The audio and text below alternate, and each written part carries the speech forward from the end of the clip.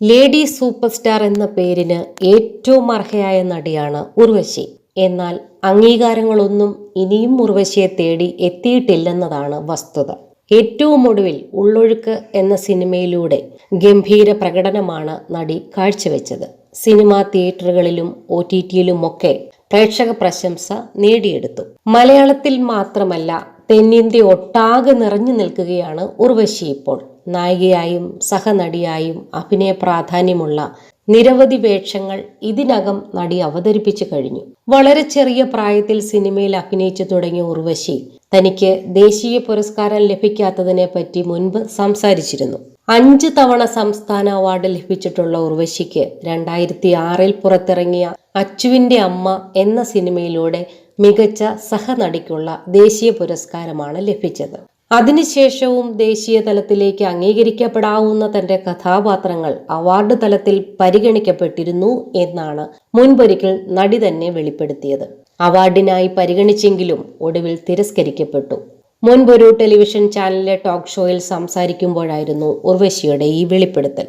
അഭിനയിക്കാനുള്ള കഴിവുകൾ കൊണ്ട് പ്രേക്ഷകരെ അത്ഭുതപ്പെടുത്താറുള്ള ഉർവശി കരിയറിൽ അവതരിപ്പിച്ചത് വേറെ ആർക്കും ചെയ്യാൻ പറ്റാത്ത റോളുകളാണ്. ഇത്രയേറെ ശ്രദ്ധേയമായ കഥാപാത്രങ്ങളെ അവതരിപ്പിച്ചിട്ടും മികച്ച നടിക്കുള്ള ദേശീയ പുരസ്കാരം ഇതുവരെ ഉർവശിയെ തേടിയെത്തിയിട്ടില്ല. ദേശീയ തലത്തിൽ എൻ്റെ കഥാപാത്രങ്ങൾ പരിഗണിക്കപ്പെട്ടിരുന്നു. പക്ഷേ അവാർഡ് നിർണയം വരുമ്പോൾ അവർ ചില കാര്യങ്ങൾ പറഞ്ഞു. വാണിജ്യ സിനിമകളിൽ ഇത്തരം മികച്ച വേഷങ്ങൾ ചെയ്തിട്ട് സിനിമയുടെ നല്ല സമയം അവർ കളഞ്ഞു കുളിക്കുകയാണെന്ന വിചിത്രമായൊരു വിലയിരുത്തലാണ് എന്നെക്കുറിച്ച് നടന്നതായി കേട്ടത്. ഒരു പ്രത്യേക വിഭാഗത്തിൽപ്പെട്ട സിനിമയിൽ അഭിനയിച്ചാൽ മാത്രം കിട്ടാനുള്ളതാണോ ഇതെന്ന് എനിക്ക് തോന്നി. ഞാൻ നായികയായി പോലും അഭിനയിച്ച സിനിമയല്ല മഴവിൽക്കാവടി. എന്നിട്ടും അതിലെ കഥാപാത്രത്തിന് എനിക്ക് മികച്ച നടിക്കുള്ള സംസ്ഥാന പുരസ്കാരം ലഭിച്ചെന്നും ഉർവശി പറയുന്നു. 5 തവണയാണ് കേരള സംസ്ഥാന പുരസ്കാരത്തിൽ ഉർവശി മികച്ച നടിയായി തിരഞ്ഞെടുക്കപ്പെട്ടത്. ഇതിനൊപ്പം 2 തവണ തമിഴ് സംസ്ഥാന പുരസ്കാരവും ഉർവശിയെ തേടിയെത്തിയിരുന്നു.